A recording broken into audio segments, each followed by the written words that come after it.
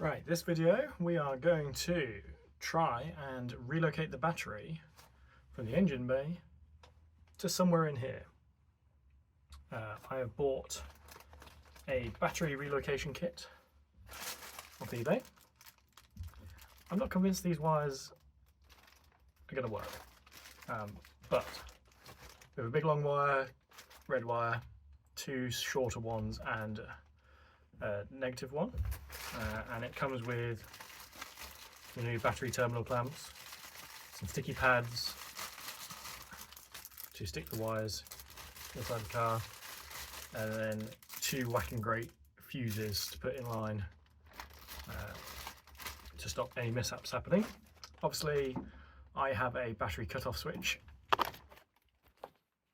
here, so we need to wire that in, but I'm going to do a separate video on that. So this video will be done as though you're just relocating your battery inside. So let's crack on with it.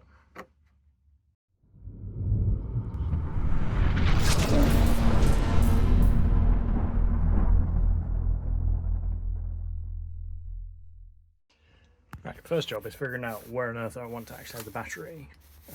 So I think somewhere, so obviously we're going to put the plate for the passenger seat, as comes in line with the back here.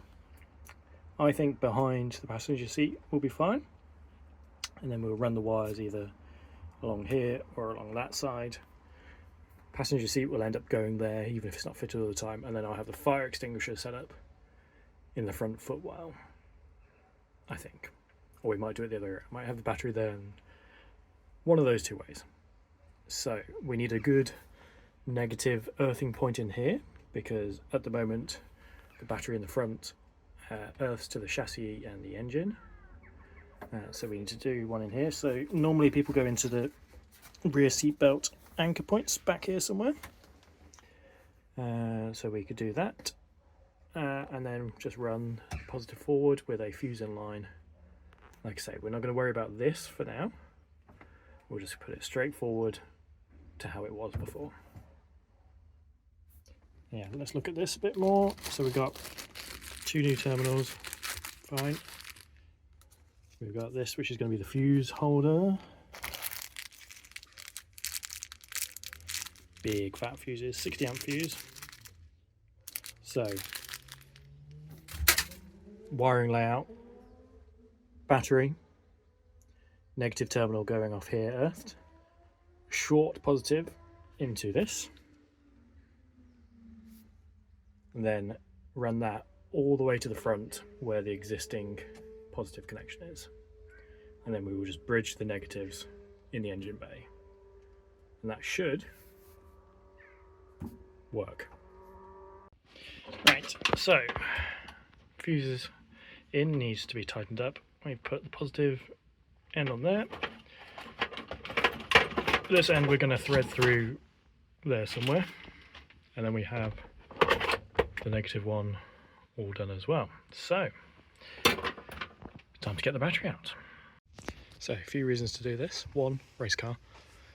Two, I just want more space here, so I can have the airflow come in, go into the air intake fine. I need to figure out a CPU mounting bracket, computer,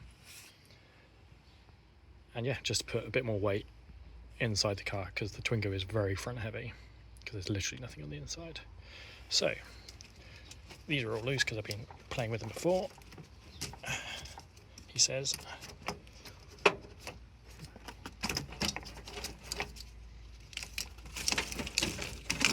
There we go.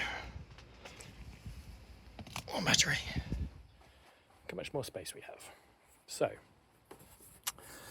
this is for the radiator fan controls, so we'll keep those attached. Basically what we're going to do, we're going to get rid of this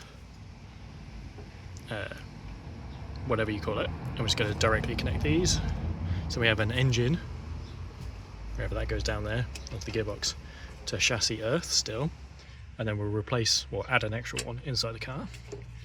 Then this, theoretically, we could just connect it onto here, but we shall see whether there's a more streamlined way of doing this. So we're going to put it here for now. Obviously, securely mount this down. I'm not doing that for now because I think I'm probably going to get a smaller battery with a cage on it. So this is just going to be loosely placed here. Very naughty. Don't do this in race cars, don't do this on the road. If I drive it, I'll strap it down or something. So negative, that's positive. Negative, I'm going to put to this stud here, which should be good enough. If not, it will go to one of those ones which I know will be fine. And then positive one, going to come all the way down here. So let's get that in. There we go. Again, tighten all these up a bit because electrics don't like slightly loose connections, so everything will get tightened up. But we're going to go thread this through now before we attempt to connect this end up, because otherwise then we just got suddenly live everything. So we're going to put this through the same hole everything else is going through at the moment, and then we'll deal with that later. Later being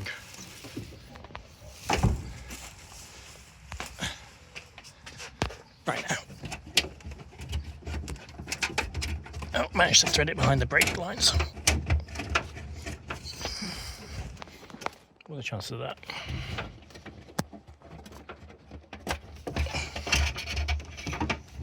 Again, things you definitely don't want to do whilst wires are live. Right. Let's connect this up somehow. Then I always test everything before I spend time tidying it up. So, positives are all in here. Theoretically, this should be no different to before. Negatives, all there. So we just need to connect the inside up and see whether we get any signs of life.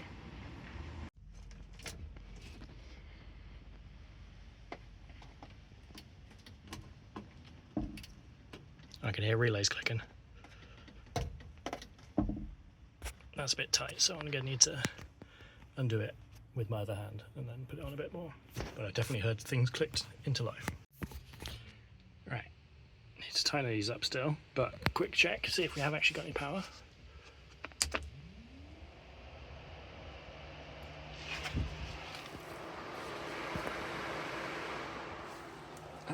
That's a promising sign. So, all appears to work. Let's tighten it up and give it a proper crank. Right. Temporarily in. Connected directly to where it needs to be. I'm not bothered putting any of the cut-off stuff in. I think I need an extra cable because I don't think this is going to fit or is big enough for the poles, but we shall see. That's, like I say, another video. We've already tested this. We are getting some power at least.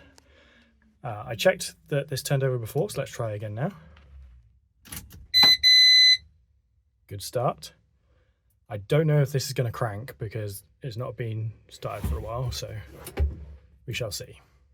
3, 2, 1.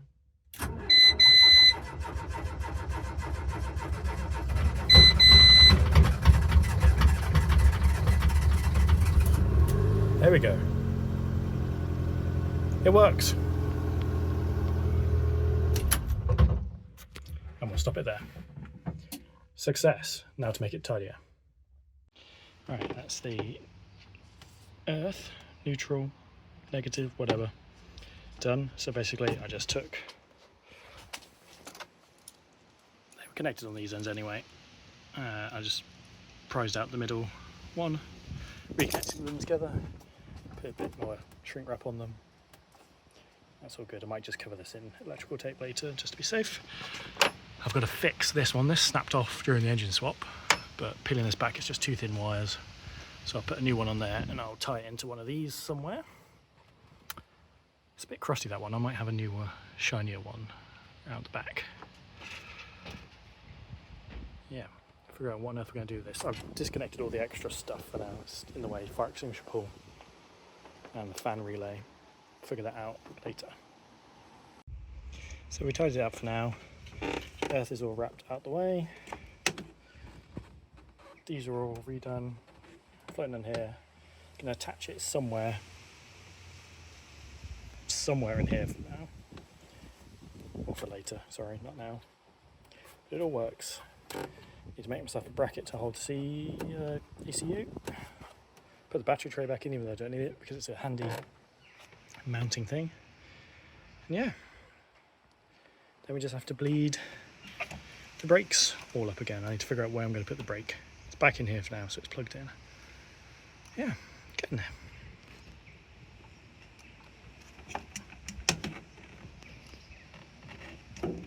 Right, it's a few days later. Some changes have occurred since I filmed the last bits and pieces. We've got this subframe mount from Robbie, thank you, from his project Mingo, began engineering Twingo, all the way from Ireland, so thank you very much. We now have a better battery. So this is actually off a golf cart. Turns it over the best this car has ever turned over. It's an Odyssey PC680 clone in an Odyssey PC680 bracket, so I'm going to mount it here.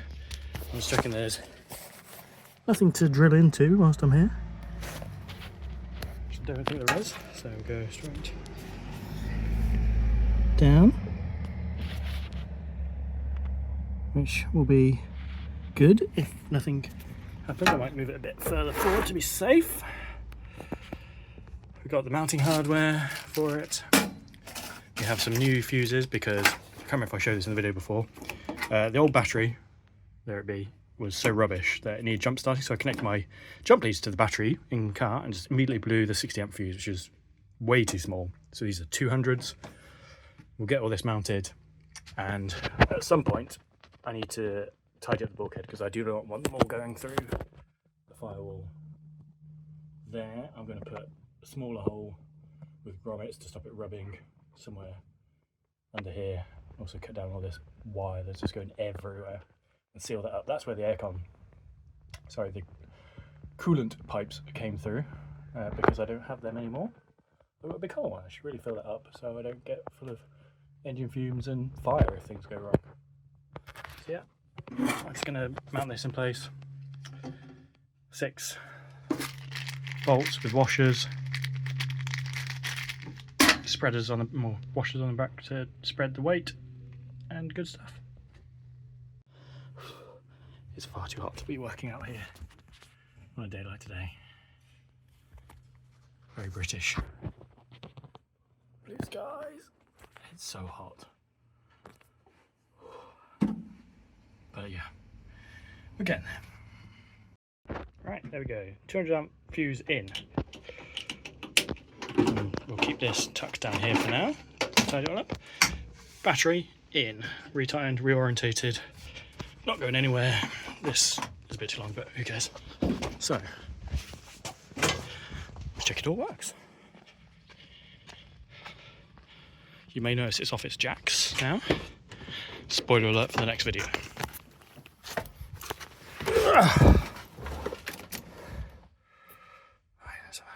Let's have a wider view. See if this goes bang. We've got power.